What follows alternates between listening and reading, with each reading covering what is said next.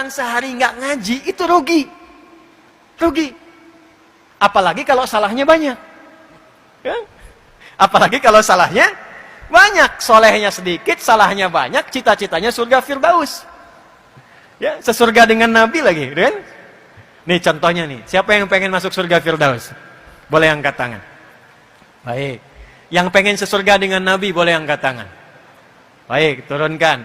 Yang salahnya banyak boleh angkat tangan. Tuh. Nah ini contohnya. Nah maka Nabi memberi rumus, ada amalan cerdas. Amalan cerdas yang saat dikerjakan, amalan sedikit, prinsip ekonomi. Bekal sedikit tapi keuntungan banyak. Nah itu banyak dalam Islam, diantaranya Al-Quran.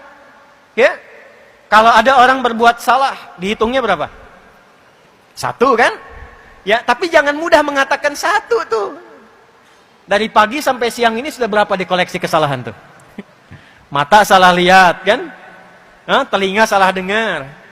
Tadi sebelum saya datang pikiran sudah salah tuh. Ustadznya kemana sih? Jam berapa dimulai? Udah kumpul tuh.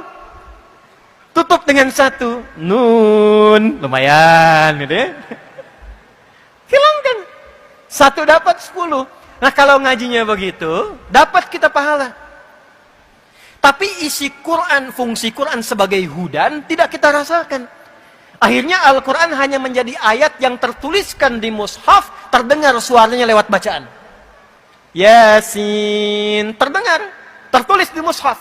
Alif, Lam, Mim, tertulis di mushaf, terdengar lewat suara. Ya, dapat pahala. Tapi barakah Quran yang jadi hudan. Dan itu inti Quran diturunkan.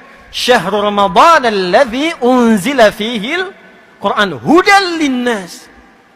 Saya turunkan kata Allah Al-Quran supaya isinya menjadi pedoman berkehidupan. Jadi semua kehidupan kita itu isinya ada dalam Al-Quran. Semua hajat hidup kita. Ya, saya baca cepat ya. Tidak usah ditulis, saya baca cepat saja karena direkam teman-teman nanti bisa cek kembali ya. Misal saya kasih gambaran saja. Ini masih dalam kandungan. Bagaimana dalam kandungan ingin terlahir menjadi pribadi yang baik dan saleh, itu ada petunjuknya di Quran surah ke-7 ayat 189. Kemudian terlahir amalan pertama apa bagi seorang ibu yang baru punya anak untuk memberikan ASI maksimal selama 2 tahun.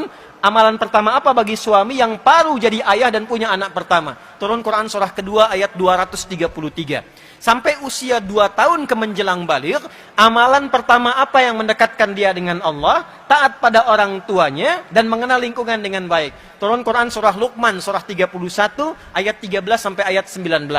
Ketika dia mulai belajar, bagaimana belajar yang bisa memahamkan dia, sehingga dia bisa bawa pulang pemahaman itu dan mengajarkan kembali. Turun Quran surah 9 ayat 122. Bagaimana mencari tempat belajar yang saat bersamaan menguatkan pengetahuan dan meningkatkan imannya. Turun Quran di surah ke-58 ayat yang ke-11.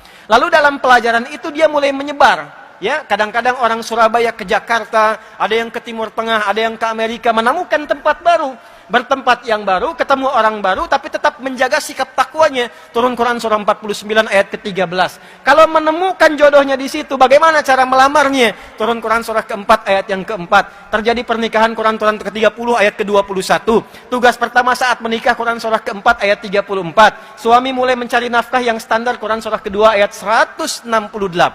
Kalau pengen cepat rizkinya baru bergerak sedikit datang Quran surah kedua ayat 172.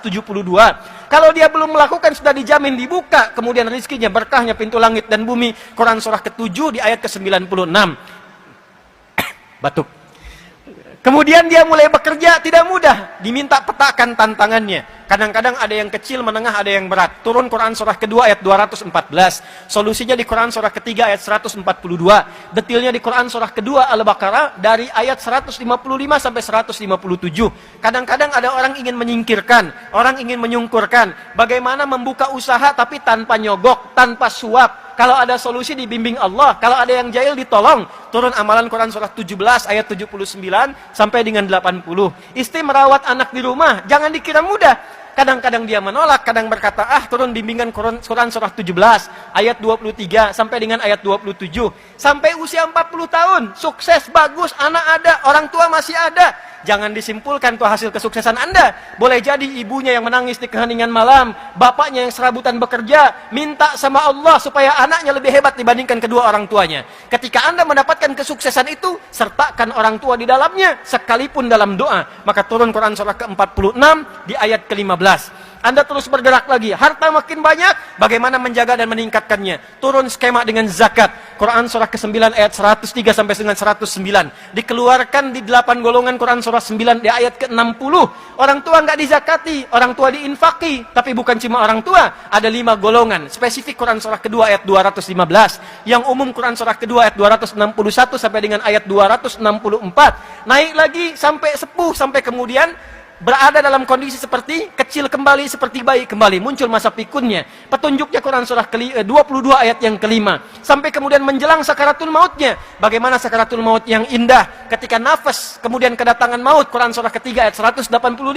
Diutus malaikat membawa maut. Quran surah ke-32 ayat 11. Maka menghadapi itu, hadapi yang tenang, dipanggil dalam keadaan tenang, mendapatkan ridha Allah dalam keadaan tenang. Rumusnya Quran surah 89 ayat 27 sampai dengan ayat ke-30. Maka dia menyiapkan kurikulum sampai alam kuburnya. Disiapkan saat hidupnya bagaimana alam kubur itu bisa nikmat. Bukan cuma dunianya. Rumahnya megah, mobilnya mewah, tapi alam kubur nggak disiapkan. Maka turun kurikulum alam kubur. Quran surah kedua ayat 153, 154. Quran detilnya Quran surah ketiga. Dari ayat ke-169 sampai dengan ayat ke-171. Lalu disiapkan sampai kiamat turun satu surah-surah ke-75. Kemudian disiapkan surganya. Dari sekarang kita siapkan. Dari 8 pintu surga petakan. Yang pengen surga Firdaus, Quran surah ke-23 ayat 1 sampai dengan 9. Yang di taman surga, Quran surah 51 ayat 15 sampai 23. Yang surga biasa, yang penting masuk surga deh. Yang penting masuk surga. Quran surah kedua ayat ke-25.